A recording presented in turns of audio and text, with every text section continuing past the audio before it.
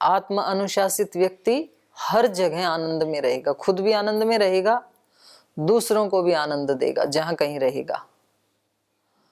और आत्म अनुशासन से हीन व्यक्ति खुद कुढ़ता रहेगा, चिढ़ता रहेगा, ब्लेम करता रहेगा, परेशान रहेगा और उसके आसपास जो रहेंगे सबकी नाक में दम करके रखेगा।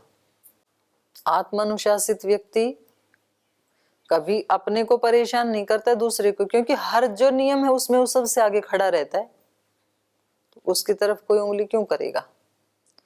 उससे प्रेरणा लेते हैं कि देखो ये कितना अनुशासित व्यक्ति है, पढ़ाई में भी नंबर 1 है, नियमों में भी नंबर 1 है, लड़ाई झगड़ा कभी किसी के साथ नहीं करता है, सबके साथ इसकी बनती है। उस व्यक्ति को सब पसंद करते हैं।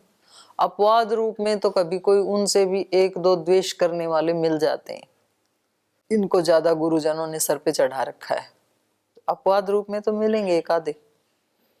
तो श्री राम को भी मिली गई मंथरा, कई मिली गई अपवाद रूप में तो, लेकिन उनके मन में भी ये पता होता है, कई को भी पता है कि श्री राम महान है।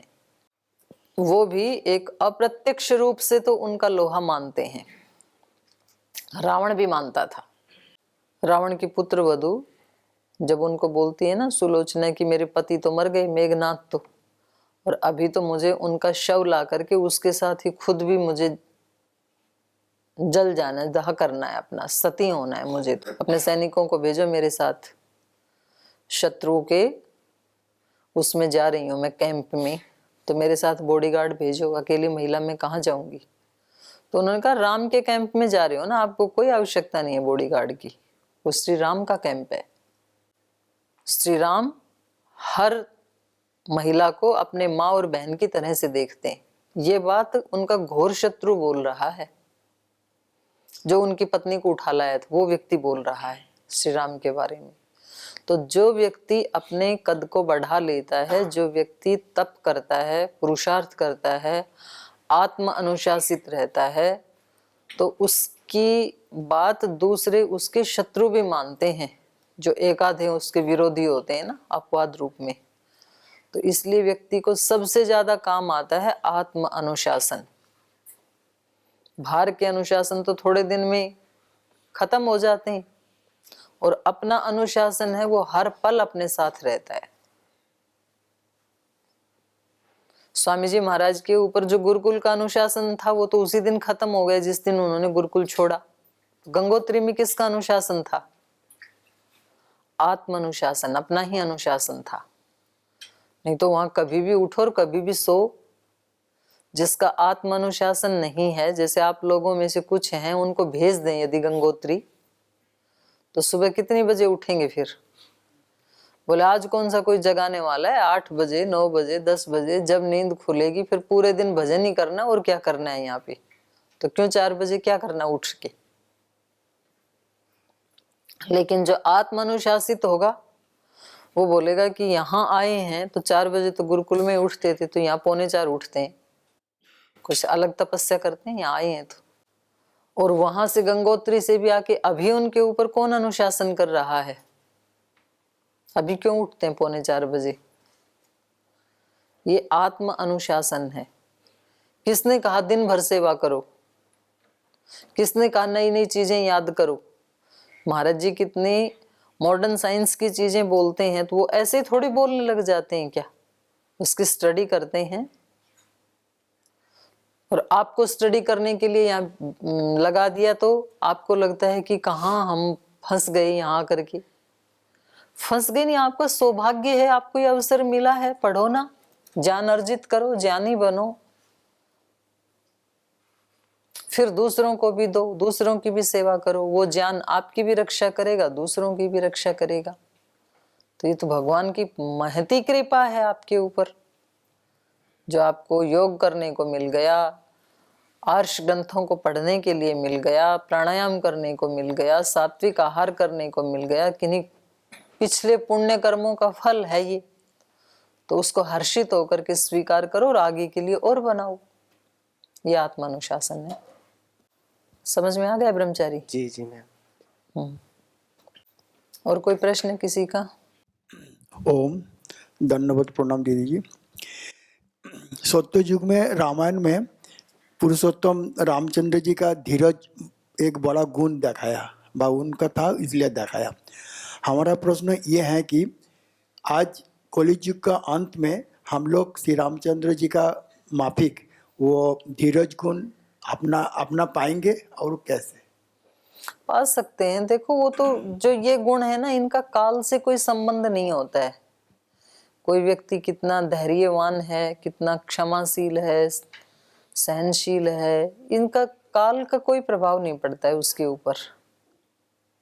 सतयुग हो, कलयुग हो, तो ऐसा हमने मान लिया क्योंकि हमने बहुत बार ये शब्द सुने ना।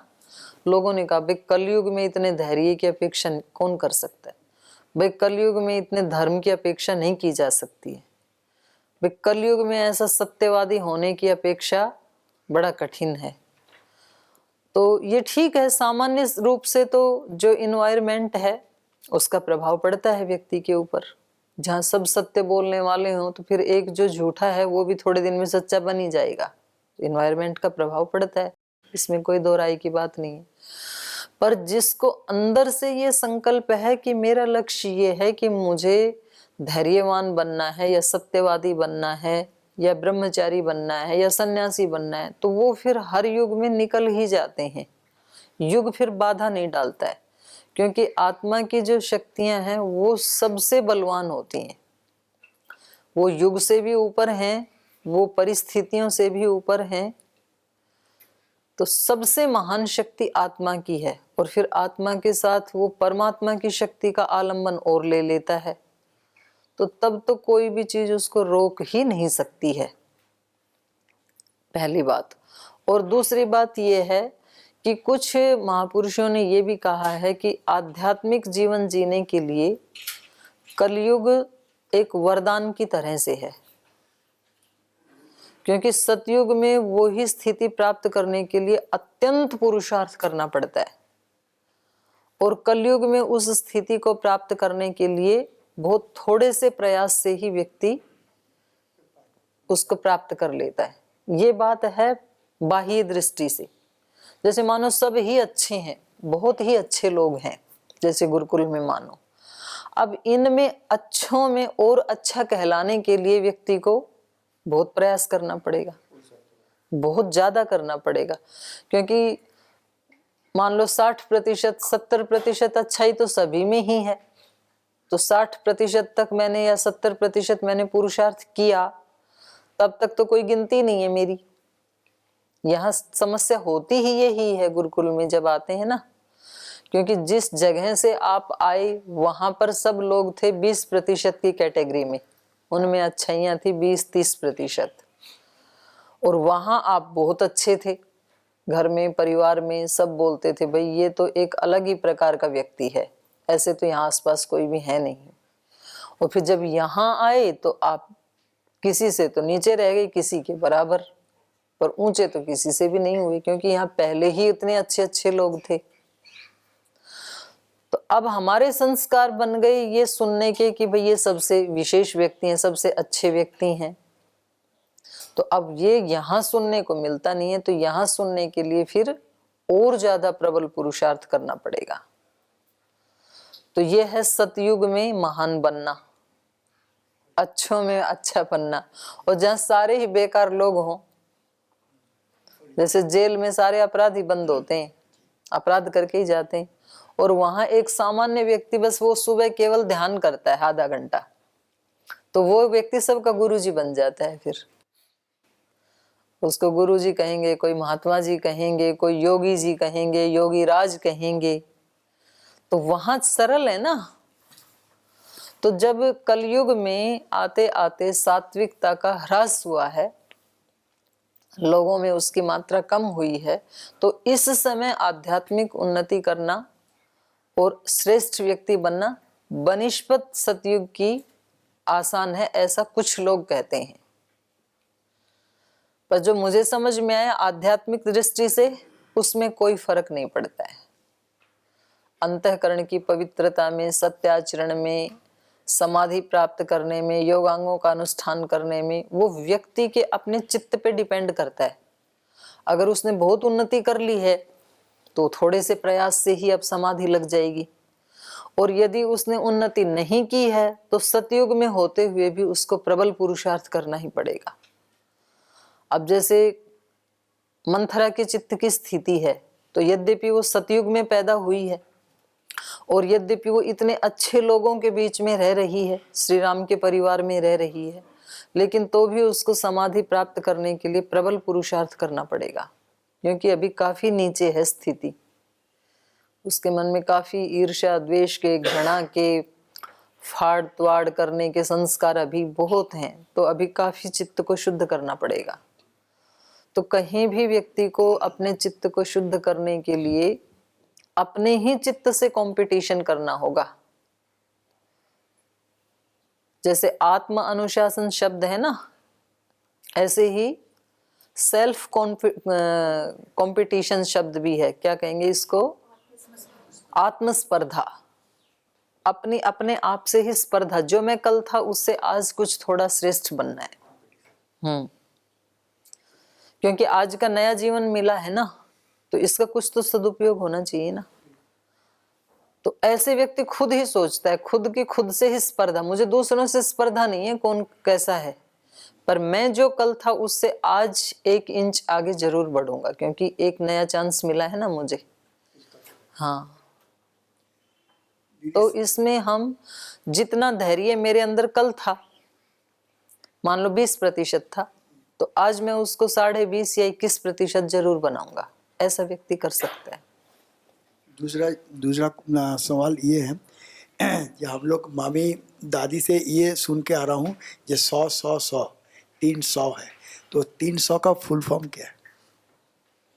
ये तो मैंने पहली बार ही सुना है अभी। हाँ ना, ये सोहन, 100 हाँ सोहन माने 300 है। ये सहन करने का एक लिमिट है। सहन, अच्छा, सह जी, हाँ, सहन करो ऐसे। नहीं, 300 का स्पेलिंग भी अलग है। हाँ। एक तो एक छोटे का 100 है, एक पेट काटा का 100 है, और एक मूर्धन्य से। मूर्धन्य का 100 है। हाँ, तो उसका क्या बताया उन्होंने? तो उनका ये तीनों ही हम लोग मालूम है, सहन ये करते जाओ मिलेगा, लेकिन सहन 100 का 300 का फुल फॉर्म मालूम नहीं आज तक। तो जैसे द है ऐसे, जी 100 है, श ऐसे है, 300 है, दंती सकार, और तीनों का अर्थ है सहनशीलता। जी, एक तो शशिकला का 100, हाँ। और एक सहन का 100, वो मैं समझ गई। दंती सकार, मूर्धन्य सकार, तालव्य सकार। उनका 100। तो 3 बार जो बोला जाता है, इसका मतलब ये होता है सहन करते ही जाओ। कंटिन्यू। ये हाँ, ये श्री अरविंद का भी है, श्री माता जी का वाक्य भी है। तो वो कहती हैं सह ह लगाते हैं वो माता जी। तो कोई किसी व्यक्ति ने पूछा उनसे ये प्रश्न कि आप कहते हो सहन करो, तो बोले कब तक करें, कोई लिमिट है क्या, कहाँ तक? एक व्यक्ति अपराध किए ही जा रहा है, तो भगवान कृष्ण ने भी एक लिमिट बना दी शिशुपाल के लिए कि कब तक सहन करूंगा, 99 तक, 99 गालियां सहूंगा, उसके बाद नहीं सहूंगा। तो एक लिमिट हो गई ना। कोई व्यक्ति कहता है भाई तब तक तो इसको सह लिए, इसके सारे जो भी दोष दुर्गुण थे, जब तक ये उल्टा सीधा बोलता था, बकवास करता था, उतना तो सह लिया। अब आज इसने हाथ ही उठा दिया, तो आज लिमिट खत्म, इससे आगे नहीं सहा जा सकता है। तो ऐसे व्यक्ति लिमिट बना लेते हैं। बहू अपनी सास की लिमिट बना लेती है कि सास ने जब तक इतना झगड़ा किया मैंने सह लिया, पर आज तो उसने पिटाई के लिए हाथ उठा दिया, तो आज फिर बहू ने भी अच्छी धुनाई कर दी पीछे तक की। बोल ठीक, आज बताती हूँ।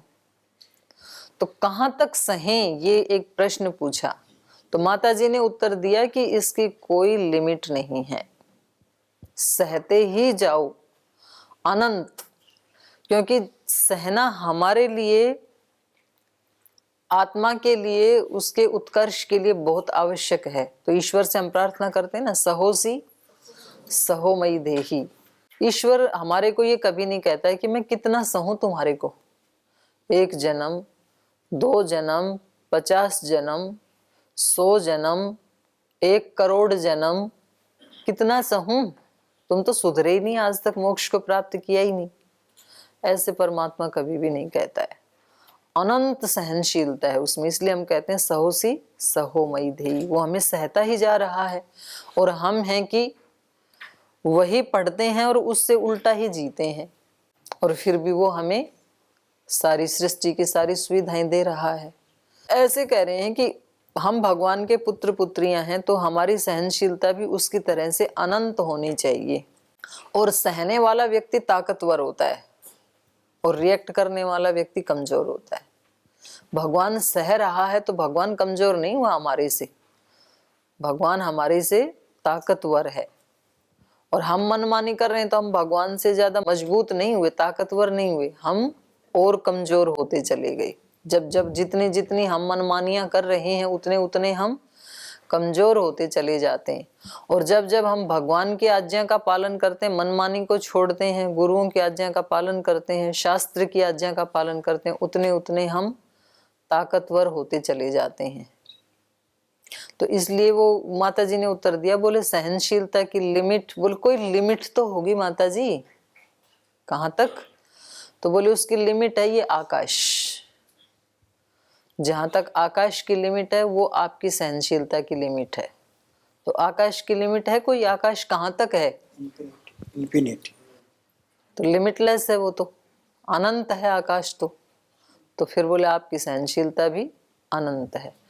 तो बोले तुमने ये प्रश्न तो पूछ लिया कि कितना सहन करें, तुमने ये प्रश्न नहीं पूछा कि ये अन्न कब तक खाना पड़ेगा। जब से पैदा हुए 6 महीने में अन्नप्राशन संस्कार कर दिया था, और कब तक खाना है? तो कोई लिमिट तो होगी, कब तक खाओगे? बोरी की बोरियां लुढ़का दी, सब्जियों के ट्रक खा गए, तो कोई तो लिमिट होगी, कहाँ तक खाओगे? ये तो प्रश्न ही नहीं आता। बोले जी ये तो तब तक खाएंगे जब तक खाया जाएगा, अंतिम सांस। ना भी खाया जाएगा तो नलकी लगा के भी पिएंगे, पर खाएंगे उसको, क्योंकि उसके बिना शरीर चलेगा कैसे। तो इसलिए सहन तो तब तक करना पड़ेगा जब तक आपको योगी बने रहना है, क्योंकि जिस दिन आपने सहनशीलता छोड़ दी तो उस दिन आप भगवान की कैटेगरी से नीचे आ जाएंगे। भगवान सहनशील है ना, ऐसे योगी भी सहनशील होता है। सहनशील का मतलब ये बिल्कुल भी नहीं है कि चीजों को ठीक ना करे। ये एक विशेष बात मैंने पहले भी बताई, आज भी फिर उसको दोहरा रही हूँ, रिपीट कर रही हूँ। सहन करने का मतलब ये नहीं है कि भाई कुछ विद्यार्थी चलो कक्षा में लेट भी आ रहे हैं तो भाई ये तो आचार्य हैं सहन करो, ऐसे भी शिष्य होते हैं, कोई बात नहीं सहन करो।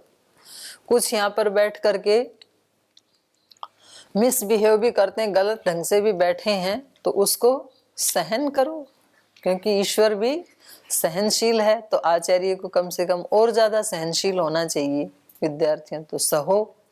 ये सहनशीलता का अर्थ नहीं है। सहनशीलता का अर्थ ये है कि जो जैसा करना चाहिए, उस व्यक्ति को समझाना है तो समझाना चाहिए, उसको डांटना है तो डांटना चाहिए, उसको पीटना है तो पीटना चाहिए, उससे पिटना है तो पिटना चाहिए, उससे अपमानित होना है तो होना चाहिए। पर ये सब कुछ होने के बाद चित्त विचलित नहीं होना चाहिए, वो वैसे ही स्थिर बना रहे जैसे किसी माँ का चित्त स्थिर बना रहता है अपने बच्चे की पिटाई करने के बाद भी। पिटाई करके तुरंत उसको गोद में उठा के दूध पिला देती है, तो उसके चित्त पे कोई उस घटना का प्रभाव नहीं पड़ता है कि अभी तो मैंने इसको थप्पड़ मारा था, क्योंकि वो शैतानियां कर रहा था, और अगले क्षण उसको उठा करके दूध पिला दिया, तो चित्त पे कोई प्रभाव नहीं पड़ा ना। इसको बोलते हैं सहन करना। जब जब हम गलत करते हैं ईश्वर हमें दंड देते हैं, लेकिन वो अपनी ईश्वरता से नीचे नहीं आते, भगवत्ता से नीचे नहीं आते, तब भी बराबर उतनी ही कृपा बनाए रखते हैं। बच्चा बीमार होता है, माँ कुनिन की गोली पानी में घोल के पिला देती, छोटा बच्चा हो तो, क्योंकि मलेरिया बिना कुनिन के उतरता नहीं है। वो ठीक है, अभी स्वामी जी महाराज ने सुदर्शन ज्वर नाशक बना दी, उससे भी उतर जाए, वो भी कड़वी होती हैं, लेकिन उसका वो कुनीन पिलाते समय भी प्रेम उतना ही है बच्चे के प्रति। ऐसा नहीं है कि अब वो कोई हत्यारी बन गई है, क्योंकि वो जरूरी है उसके लिए। तो सहनशीलता का ये मतलब नहीं है कि कुछ भी होता रहे उल्टा सीधा, हमें कुछ भी बोलना नहीं है, नहीं तो हमारी सहनशीलता खतरे में आ जाएगी, यह अभिप्राय नहीं। सहनशीलता का मतलब है हमारे चित्त पे उसका प्रभाव नहीं पड़ना चाहिए घटना का, विचलित नहीं होना है। हाँ विचलित नहीं होना है। बाकी जो हमारा कर्तव्य है वो हमें 100% करना है। और कोई प्रश्न है? चलिए थोड़ा सा पढ़ लेते हैं। तो श्री राम ने कहा कि माता जी आपने ये पूछ करके तो मेरे को व्यथित कर दिया। इन्होंने कहा ना कि जो कुछ भी आपको कहा जाएगा वो आप जरूर करेंगे, ऐसा आश्वासन दें तो मैं आपको बताऊं कि क्या चाहते हैं आपके पिता। तो श्री राम ने कहा अहो दिंगनार से देवी वक्तुम मामीदृशम वचः अहम ही वचनाद् राज्य पतेयम भक्षेयं विषं तीक्ष्णं मज्जेयमपि चार्णवे नियुक्तो गुरुणा प्रिया नृपेण च हितेन च। हे देवी, यहाँ भी छोटा इकार है, संबोधन है, अपनी माँ को बोल रहे हैं। हे देवी, अहो धिक ना अर्हसे माम ईदृशम वच, ऐसे वचन मेरे को नहीं कह सकते हैं आप, नहीं कहना चाहिए आपको। मुझे धिक्कार है जो आपको ऐसा कहना पड़ा। कोई तो कमी रही होगी, आपको कोई तो डाउट रहा होगा मेरे कर्तव्य पालन में, इसलिए आपको ये कहना पड़ा। इसलिए धिक, अहो धिक, मुझे ही धिक्कार है। हे देवी, ईदृशम वचः वक्तुम न अर्हसे, ऐसे वचन आपको बोलना उचित नहीं है, नहीं कहना चाहिए। क्योंकि अहम ही, मैं निश्चित रूप से, ही मतलब निश्चित रूप से, अहम राज्य वचनात्, मेरे पिता जो राजा हैं उनकी आज्ञा के अनुसार, उनके वचनों से, पावके पतेयम अपि, मैं आग में छलांग लगा सकता हूँ, गिर सकता हूँ। पिता कहें कि इस आग में कूद जाओ, कूद जाऊंगा, सोचूंगा नहीं एक बार भी कि जल ना जाऊं कहीं। भक्षयम विषम तीक्ष्णम, अत्यंत तीक्ष्ण विष हलाहल पीने को यदि पिता कहें तो पी लूंगा। भक्षयम विषम तीक्ष्णम मज्जेयम अपि च अर्णवे, कहें कि समुद्र में छलांग लगा दो, अर्णव माने समुद्र, उसमें डूब जाओ, निमज्जित हो जाओ, मैं छलांग लगा दूंगा। क्योंकि नियुक्तो गुरुणा पित्रा नृपेण च हितेन च, क्योंकि इसमें बहुत अच्छी पंक्ति है ये, गुरुणा नियुक्तो पित्रा नियुक्तो नृपेण नियुक्तः हितेन च, ये सब हित के लिए ही कहीं नियुक्त करते हैं। गुरु, पिता और राजा, और ये मेरे जो महाराजा दशरथ हैं, इनमें तीनों रूप हैं। ये मेरे गुरु भी हैं, मेरे पिता भी हैं और राजा भी हैं। और ये तीनों ही व्यक्ति यदि कहीं नियुक्त करते हैं तो उसमें व्यक्ति को स्वीकार कर लेना चाहिए, उसमें अपना हित ही होता है। तो आपको मेरे बारे में ऐसे वचन नहीं कहने चाहिए। तद्ब्रूहि वचनम देवी राज्यों यदभिकांक्षितम करिष्ये प्रतिजाने च रामो द्विर्न भाषते। इस श्लोक को याद कर लेना, क्योंकि आज तक भी बहुत सारे लोग इस पंक्ति को कोट करते हैं। रामो द्विर्न भाषते, राम कभी दो वचन नहीं बोलते, जो बोल दिया वो बोल दिया। कभी भी श्री राम दो तरह की वाणी नहीं बोलते जी। वो तो उस समय ना ऐसी हालत थी, वो तो नशे में बुलवा लिया था जी मेरे से, वो तो जी डरा करके मेरे से बुलवा लिया था, तो मैं भयभीत था इसलिए बोल दिया था, ऐसी व्यक्ति कर लेता है ना। वो तो जी हमें उस समय पता नहीं था इसलिए हमने बोल दिया कि हम ब्रह्मचारी रहेंगे, हमें थोड़ी पता था, यहाँ पर प्रेरणा दी, हमने बोल दिया, हमने इसलिए फॉर्म भी भर दिया था। श्री राम ऐसे नहीं कहते, रामो द्विर्न भाषते। तो इस ये अच्छा श्लोक है, इस पे हम कल चर्चा करेंगे विस्तार से। आज समय हो गया, आज यही पाठ को विराम देते हैं।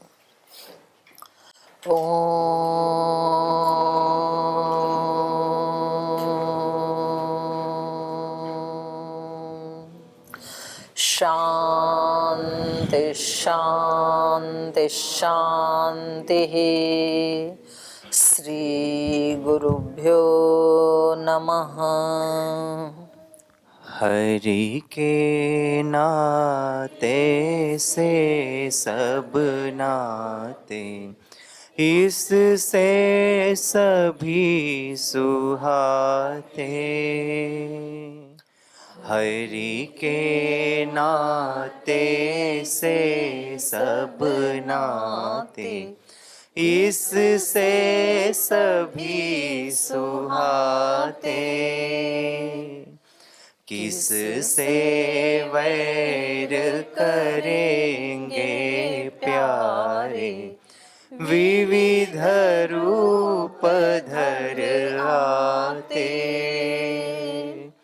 किस से वैर करेंगे प्यारे, विविध रूप धर आते। स्वार्थ बिना जो सबकी सेवा, करते नहीं अघाते। स्वार्थ बिना जो सबकी सेवा, करते नहीं अघाते। पर दुख दुखी सुखी पर सुख में, वो जन हरि को भाते। पर दुख दुखी सुखी पर सुख में, वो जन हरि को भाते। हरि के नाते से सब नाते, इससे सभी सुहाते।